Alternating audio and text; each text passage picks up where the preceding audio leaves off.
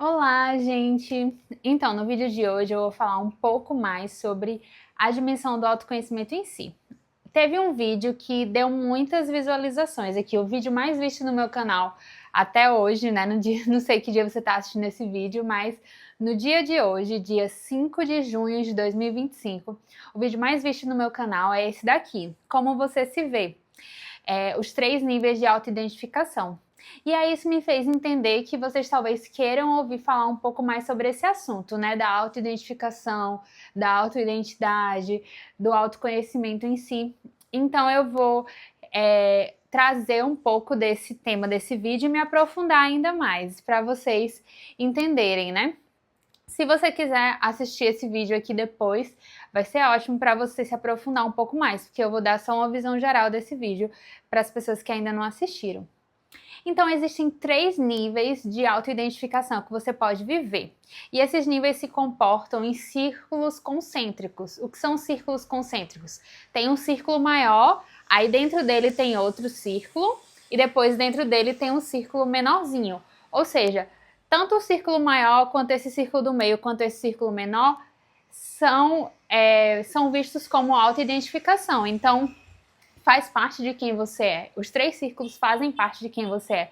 Só que você pode se identificar de uma forma mais superficial, que é esse círculo maior, de uma forma um pouco mais profunda do que o desse círculo maior, que é o segundo, ou do terceiro, que é o círculo que mostra quem você é de fato. Então, nesse vídeo eu vou relembrar isso e depois a gente vai falar sobre quem você é de fato, né? Porque naquele vídeo ficou meio que incompleto. Então, o que é isso? Quem eu sou de fato? Como é que eu posso saber quem eu sou, né? O círculo mais superficial desses círculos é a identificação a nível corporal. Então você pode se auto-identificar somente diante do seu corpo, diante da sua beleza, diante de se você é magro ou se você é gordo, se você é bonito ou se você é feio, se você é malhado ou se você tem pelanca, sei lá, entendeu? Então, assim, você pode se identificar dessa maneira e a gente sabe que muita gente hoje em dia se identifica meramente nessa maneira. Então, você escolhe as pessoas com quem você vai namorar, com quem você vai ficar, meramente por isso. É claro que isso é algo que faz parte da nossa autoidentidade. É claro que isso é algo que faz parte de quem nós somos. É claro que quando você escolhe uma pessoa para namorar, para casar, é importante que você se sinta atraído por ela, mas não pode terminar aqui, entendeu? A gente tem que passar para o próximo nível, que é o nível psíquico. E dentro desse nível psíquico é com relação à inteligência em si, né? As coisas que você sabe, as coisas que você conhece, o seu desejo por aprender mais, por estudar mais, é a inteligência. Então você também não pode se identificar meramente pela sua inteligência, que é o que também muitas pessoas fazem. Às vezes elas não se identificam a nível meramente corporal, ou seja, elas sabem que elas são feias, então elas focam na inteligência. Ah, eu sou feia, mas pelo menos eu sou inteligente. Mesmo assim, continua sendo algo muito superficial comparado a quem você é de fato. Você não é o que você aparenta ser, você não é o seu corpo, você também não é a sua inteligência ou o que você sabe. Você é muito mais que isso. Então, o círculo menorzinho que está ali no mais profundo de quem você é o círculo do nível ontológico. Ou seja, quem você é de fato. Certo, Thaís, eu já entendi. Eu já entendi que eu preciso cuidar do meu corpo, mas eu não posso me identificar só de forma corporal. Eu preciso buscar aprender, saber sobre as coisas, estudar, ser mais inteligente, mas eu também não posso me identificar só como uma pessoa inteligente. E se eu for bonita e inteligente, melhor ainda, mas ao mesmo tempo não é só isso. Então, quem sou eu, né? Como eu posso me identificar de fato? Que nível ontológico é esse, né? Então, agora eu vou relacionar esse vídeo do Como Você Se Vê com um outro vídeo meu que falava da dimensão antropológica de Santa Teresinha. Então, a gente vai conversar um pouco aqui sobre a antropologia em si, a antropologia filosófica baseada no princípio, né, na teoria, digamos, de Santa Teresinha das cordas da lira, que eu falei nesse outro vídeo aqui. Eu dei uma explanação geral sobre isso e agora a gente vai relacionar esses 2 vídeos para mostrar quem você é de fato, qual é esse nível ontológico, né? O que é que eu preciso conhecer sobre mim mesma e não só conhecer, mas melhorar em mim mesma, de maneira a que eu eu de fato me identifique a nível ontológico e possa crescer nesse nível ontológico. Da mesma forma que a gente pode crescer no nosso nível corporal, ou seja, a gente pode malhar, a gente pode ir para academia, a gente pode se alimentar bem, a gente pode se maquiar, a gente pode cuidar do nosso cabelo para melhorar o nosso nível corporal. No nosso nível psíquico, a gente pode estudar mais, a gente pode se dedicar, né, aos estudos, basicamente isso. Pode fazer cursos, pode ler livros, Existem várias maneiras de crescer no nível corporal e no nível psíquico, e que nós já conhecemos de forma abundante, tem por aí. Então hoje eu vou te falar um pouco sobre como você pode crescer na sua autoidentificação dentro do seu nível ontológico. Como você pode se tornar uma pessoa melhor a partir de quem você é hoje. Então existe quem você é hoje, que é o seu eu real, e existe o seu eu ideal, aquilo que você deseja se tornar dentro dessa dimensão das cordas da lira. Eu vou pegar uma frase bem interessante aqui, que eu achei muito legal. Dentro do livro, né, Tecendo Fio de Ouro, sempre a gente vai retornar esse livro, porque ele é muito rico. A gente pode perceber, né, ele é bem... Mas não é só de páginas ao vento isso aqui, não é? Tem livros que são grossos, que são grandes, mas que ficam só falando a mesma coisa, né? Mas esse não, a gente pode pegar muito conteúdo de cada uma dessas páginas. E tem uma frase de Vincenzo Polizzi, eu não sei muito italiano, acho que ele era italiano, né? Que diz que o sentido da própria identidade, ou seja, o sentido desse autoconhecimento a nível ontológico, é a pessoa que sabe quem é, conhece o seu valor e qual é seu papel. Então vamos descer em cada um desses pontos. Saber quem é, conhecer o seu valor e qual é o seu papel. Saber quem é. Quem nós somos? Segundo Santa Teresinha mesmo, ela fala que eu sou o que Deus pensa de mim. Mas o que é que Deus pensa da gente? O que é que Deus nos formou para ser? Deus nos formou para ser filhas, irmãs, esposas e mães. Nós somos filhos, todos somos chamados a ser filhos de Deus. Assim que nós nascemos, nós somos criaturas de Deus, né? Imagem e semelhança de Deus. E quando somos batizados, nos tornamos filhos de Deus. Então, a nossa filiação primeira é a filiação divina, e nós também somos filhos de forma humana, ou seja, nós somos filhos do nosso pai e da nossa mãe, aqueles que nos geraram. Então, nós temos tanto a dimensão sobrenatural como a dimensão natural dentro dessas 4 cordas, que são as 4 cordas da lira. Filha, irmã, esposa e mãe, certo? E que isso também é aplicado aos homens, claro. Ser irmã, você é chamada a ser irmão de todas as pessoas do mundo, porque assim como todos nós somos filhos de Deus, todos nós somos irmãos uns dos outros. Então, assim, a gente tem muito isso dentro do cristianismo como um todo, né? Meu irmão, minha irmã e tudo. E que isso não pode ser só falado da boca para fora, mas que a gente pode realmente tratar uns aos outros como irmãos, como aqueles que fazem parte da família, que é a igreja, né? Então, nós somos filhos de Deus, irmãos uns dos outros, do nosso próximo, né? Aquele que está próximo de nós, aquele que está distante de nós. Eu sou irmã, espiritualmente falando, de uma pessoa que mora no Japão, nas Filipinas, na França, em vários lugares do mundo. E tem também a nossa fraternidade com os nossos irmãos de sangue, né? Que são os nossos irmãos de forma natural. Então, se você não é filho único, você já tem irmãos de forma natural, que são de fato seus irmãos. Então, viver essa fraternidade também com seus irmãos naturais, né? Sanguíneos, consanguíneos. A terceira corda da lira é a corda de ser esposa, e que a gente pode vivê-la também de forma natural ou sobrenatural. Uma realidade interessante que eu não falei no outro vídeo é que, dentre essas 4 cordas da lira, apenas uma corda é exclusiva. As outras todas são inclusivas. Ou seja, essa corda da esponsalidade, essa corda da qual eu estou falando agora, é a única corda que é exclusiva. Você só pode ter um marido, você só pode ter um esposo. E todas as outras pessoas são excluídas dessa corda na sua vida. Na corda da filiação, você é tanto filho dos seus pais, quanto você pode ter pessoas por exemplo, são seus mentores, que são seus professores, que são pessoas que te ensinam algo, que te levam para Deus ou te ajudam com outras realidades na sua vida, que você pode vê-las, essas outras pessoas você pode vê-las como mães ou como pais espirituais. Então, assim, você pode se sentir filha de forma diferente de outras pessoas que não são seus pais, de forma natural. Então, é uma corda inclusiva. A corda do ser irmão, como eu já disse, é uma corda totalmente inclusiva, porque nós somos irmãos de todas as pessoas do mundo. Então, todas as pessoas podem ser incluídas nessa sua corda da fraternidade, né? A sua corda do ser irmã. Porém, a corda do ser esposa, não.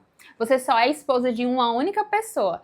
Do seu marido, do seu esposo, daquele que você decidiu passar o resto da vida com ele. Então é uma corda exclusiva, ela exclui todas as outras pessoas do mundo. Você só tem um esposo. Então essa corda esponsal é importantíssima por isso. Porque é preciso que exista nela essa fidelidade incondicional àquele que você escolheu para estar ao seu lado para o resto da vida. Porque é uma corda exclusiva. Thaís, e a corda com relação sobrenatural, com relação espiritual? Todos nós também somos esposos, todos nós somos esposos de Cristo, esposas de Cristo, de Jesus Cristo, porque nós somos a igreja. Jesus, sempre quando fala do matrimônio, né? Tanto Jesus como São Paulo, nas cartas dele, de forma especial na carta aos Efésios, São Paulo fala de forma muito específica que o marido, que o esposo e a esposa são chamados a ter um relacionamento assim como Cristo amou a igreja. Cristo é o esposo, ou seja, ele é o esposo de nossas almas e nós somos a igreja. Então, assim, nós todos como igreja somos esposos de Cristo. E que também é uma corda exclusiva, da mesma forma que Jesus nos amou e se deu a nós, nós também somos chamados a nos dar a Ele, e ao nos dar a Ele, nos damos a toda a humanidade, todos os irmãos, porque essa exclusividade de relacionamento existe em vista do outro. Então, a dimensão esponsal é somente um do outro, mas em vista de que também sirvamos aos demais. Por mais que seja uma corda exclusiva, não é uma corda que não gera amor aos outros. Entenda, eu só vou amar o meu esposo com a minha corda da esponsalidade. Então, eu só vou amar de forma esponsal o meu esposo e a Jesus Cristo. Com essa corda só vai vibrar para o meu esposo e para Jesus Cristo. Pronto, acabou-se. É exclusivo. Só que esse amor que eu tenho para com o meu esposo e esse amor que eu tenho para com Jesus me leva a amar a humanidade de forma a me sentir filha de algumas pessoas que vão ser meus pais e mães espirituais, a me sentir irmã e a amar como irmã toda a humanidade e também a viver a maternidade espiritual e biológica. Então, a quarta corda da lira é a corda da maternidade. Tanto nós vamos vivê-la de forma biológica como de forma espiritual. Então, a maternidade biológica a gente conhece, é quando a gente de fato tem filhos, né? E a maternidade espiritual é como, assim como a gente se sentiu filho e filha espiritual de pessoas que foram nossos mentores, que nos ajudaram em alguma coisa da nossa vida, nossos professores, nossos mentores, não sei, às vezes a gente tem uma relação de filiação com os nossos tios, com os nossos padrinhos, nós também podemos ser essas pessoas para outras pessoas. Então, nós vivemos a maternidade e a paternidade espiritual com relação a outras pessoas. E essas outras pessoas vivem uma filiação espiritual com relação a nós, entendeu? É assim que o mundo gira, né? É assim que essas cordas giram. E o que são essas cordas, Thaís? O que é que tem a ver cordas da lira? E essas cordas são a maneira que nós amamos as pessoas. Então, isso é quem nós somos. Nós somos filhas, irmãs, esposas e mães. Nós somos chamadas a ser tudo isso ao mesmo tempo. Então é quem nós somos de fato, sabe? Então, quem é você? Você é filha de alguém, irmã de alguém, esposa de alguém e mãe de alguém. Ainda eu que não tenho filhos ainda, entendeu? Eu vivo e vivo essa maternidade espiritual com várias pessoas que me consideram, até mesmo com alguns alunos, eu percebo que eles têm esse carinho de maternidade espiritual para comigo, né? ainda que eles sejam ainda pessoas que, pasmem, às vezes até pessoas que são mais velhas do que nós e que nós não teríamos como biologicamente, de fato, ser pais ou mães dessa pessoa. Existe por isso que a maternidade espiritual é sobrenatural, não é ligado ao natural. Naturalmente, a gente tende a ter pessoas que são mais velhas do que nós nessa vivência mesmo da maternidade espiritual, ou seja, pessoas mais velhas, mais vividas, que já viveram mais experiências do que nós, vão nos ajudar mais nas coisas da nossa vida, nos nossos problemas, e nós tendemos a vê-los como mães e pais espirituais. Mas nós também podemos ter pessoas que são mais novas do que nós, nos ajudando em realidades na nossa vida, e assim tendo também esse sentimento e essa vivência de maternidade ou paternidade espiritual. Por exemplo, eu não sei qual é a sua idade, eu espero estar te ajudando através desses vídeos, né? Te fazendo viver esse processo de autoconhecimento e tudo. Então, eu não sei, talvez você seja mais velho que eu, talvez você tenha 40, 50, 60 anos e eu possa estar te ajudando em algo. Então, você não tem nenhum problema em você viver essa dimensão de maternidade espiritual para comigo. Assim como várias outras pessoas que são mentores e que são jovens e que sabem e entendem coisas mais do que nós sabemos de alguma realidade. Como eu disse, pode até ser uma realidade de algum professor que está te ensinando algo e você sente essa relação espiritual de maternidade ou paternidade, porque ele está te ajudando, aquela pessoa está te ajudando em algo na sua vida, a crescer em algo, sendo algo técnico ou algo um pouco mais que vai te ajudar a crescer como pessoa mesmo, como ser humano, né? Eu tô com medo desse vídeo ficar muito longo, porque eu falei do quem é você, até agora eu não sei quantos minutos tem.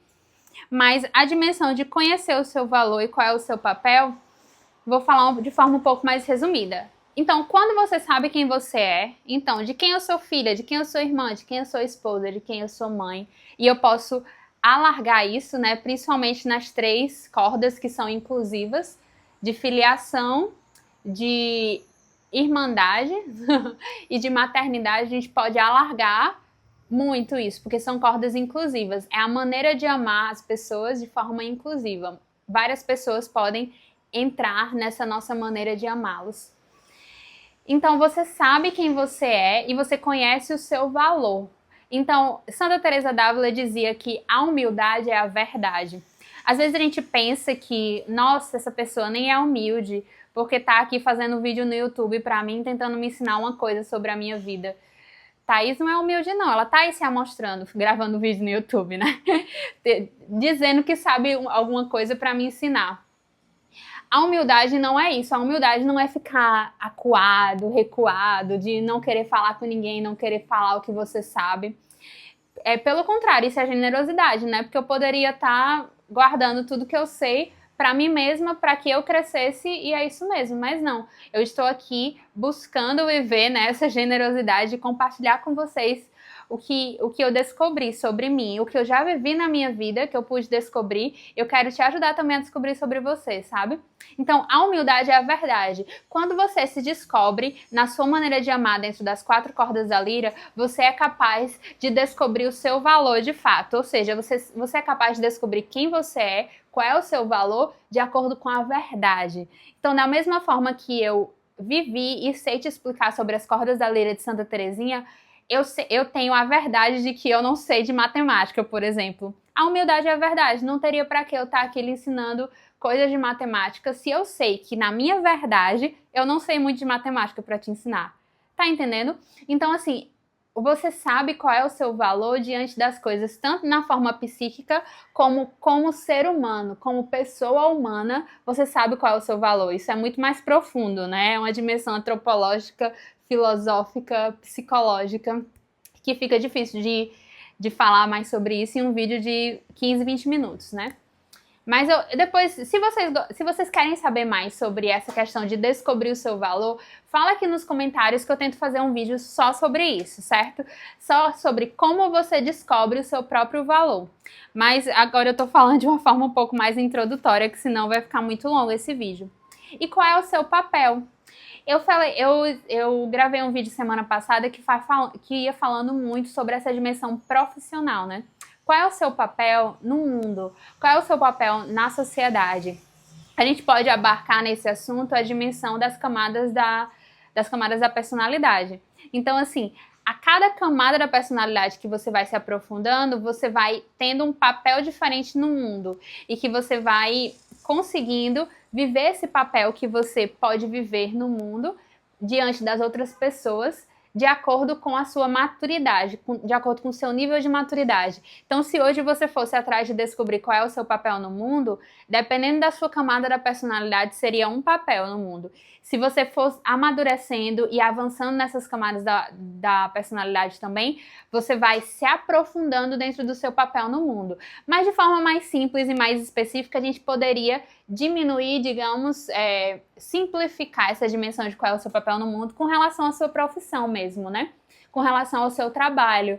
A vivência do seu trabalho, hoje, de forma simplificada, é como você vai exercer o seu papel no mundo para aprender a amar as pessoas diante das 4 cordas na lira e se aprofundar na sua maternidade, na sua maturidade, eu ia dizer maturidade, para não ter que citar as cordas, da sua maturidade em viver bem o amor ao próximo diante de cada uma dessas cordas da lira. Certo? Sim, de forma bem resumida, de forma bem simplificada, essa dimensão. E sobre essa questão de qual é o seu papel, eu também fiz um vídeo semana passada sobre como foi a minha autodescoberta dentro dessa realidade profissional. Se você quiser assistir também, tá no card aqui em cima. Eu citei muitos vídeos aqui, né? Mas é exatamente pra gente ir cada vez mais se aprofundando. Porque se eu for falar tudo de novo dos vídeos que eu já falei, aí pronto, né? A gente não consegue se aprofundar nunca. Então, eu sugiro que você assista esses 3 vídeos que eu citei ao longo desse vídeo, porque vão te ajudar a entender melhor tudo isso que eu tô falando e que eu tô explicando diante do autoconhecimento, diante da sua descoberta de quem você é. Então, eu espero que eu tenha te ajudado. Qualquer coisa, comenta aqui se ficou claro para você ou se ficou muito confuso, porque aí eu tento simplificar ainda mais, certo? Então é isso por hoje e até o próximo vídeo.